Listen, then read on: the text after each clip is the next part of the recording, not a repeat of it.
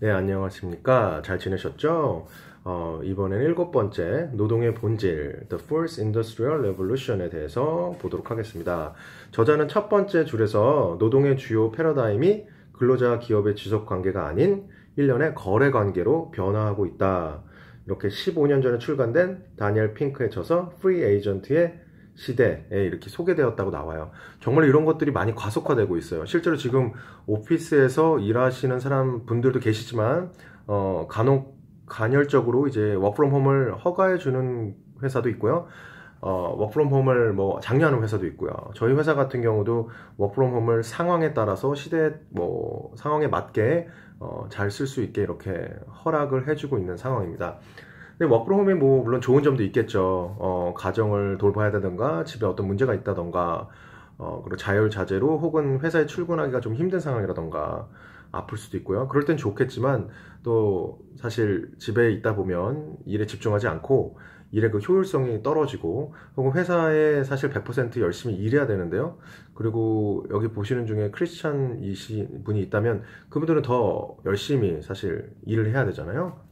그런데 그걸 소홀히 하게 되죠, 아무래도. 그래서 그런 나쁜 점들도 있습니다. 그래서 심지어 뭐 야후 같은 경우는 100% 워크프롬홈을 할 수 있게 해줬다가 다 그걸 금지시켰죠. 물론 지금 야후는 브라이전에 넘어갔지만 뭐 그런 사례도 있습니다. 저희 회사도 이제 워크프롬홈을 자유자재로 허락하지는 않고 있고요. 언제나 남용하시는 분들이 있으니까요, 그렇죠?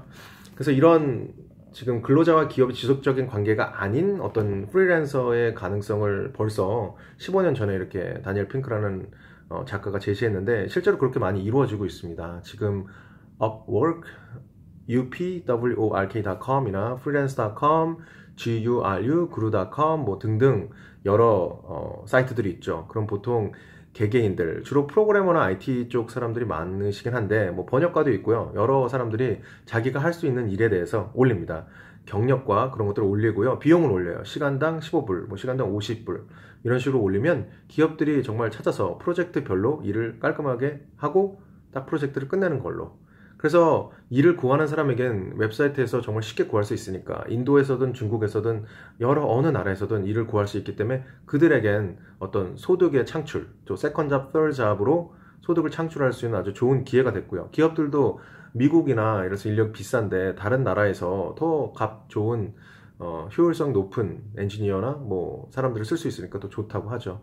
물론 그런 좋은 점도 있지만 이제 나쁜 점들은 어떻게 보면 점점 그 기업 간의 그 인간 간의 그 고용주와 고용자의 관계가 어떤 인간적인 면이 없어져서 쉽게 레이오프를 한다든지 베네핏을 제공 못 받는다든지 오히려 저희들에게 피해가 될 수도 있는 거죠. 그죠? 그래서 그런 문제들을 계속 고려하면서 온디맨드 경제가 어떻게 하면 발전할 수 있는지 개개인도 고민하고 기업도 고민하고 사회 전체가 고민해야 되는 시점이 온 것 같아요.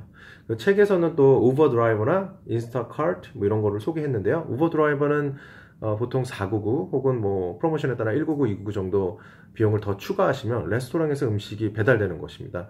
한국에서 사시는 분들은 뭐 배달이 정말 쉽겠지만 미국에서는 배달이 별로 보통 안 되잖아요. 근데 우버 드라이버 덕분에 음식을 따뜻하게 배달해서 드실 수도 있고요.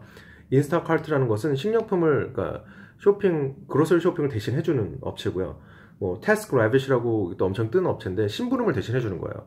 뭐 바쁘시면 세탁소도 갔다가 세탁물도 픽업해주고 이런 여러 심부름센터 같은 웹사이트도 생겨나서 정말 많은 일들이 창출됐다는 거죠. 근데 물론 여기 마지막에 목적의 중요성이라고 해서 잘 아시죠? 이분의 말씀에 의하면 전문화 과정이 우리가 일에서 찾고자 하는 목적의식을 축소한다고 그러셨고요. 버크민스터 풀러는 인간의 다양한 범위를 조율하고 검색하는 능력을 차단하고 강력한 일반 원칙들을 더 이상 발견할 수 없게 만든다. 그렇게 얘기를 했죠. 그러니까 어떻게 보면 전문적으로 계속 일을 하다 보면 한 공장의 부품으로 전락이 돼서 인간의 다양성을 체험할 수 없다는 거죠. 물론 그 말이 맞습니다. 맞을 수도 있습니다. 그래서 취미나 이런 것들이 있게 되죠. 일을 많이 하다 보면. 그래서 여러분들도 선택을 잘 하셔서 세컨잡, 솔잡도 하시면서 삶을 더 풍요롭게 그리고 삶을 더 행복하게 그리고 자기가 어떻게 하면 정말 질 좋은 삶을 살 수 있을까를 고려하면서 그 완급을 조절한다면 4차 산업혁명에서 반드시 행복하게 잘 지내실 수 있을 거라고 생각을 합니다. 오히려 나이와 연령과 위치와 차이 없이 많은 것들을 접할 수 있다는 데 큰 장점을 보고 있는 거죠. 그러면 다음 시간에 뵙겠습니다.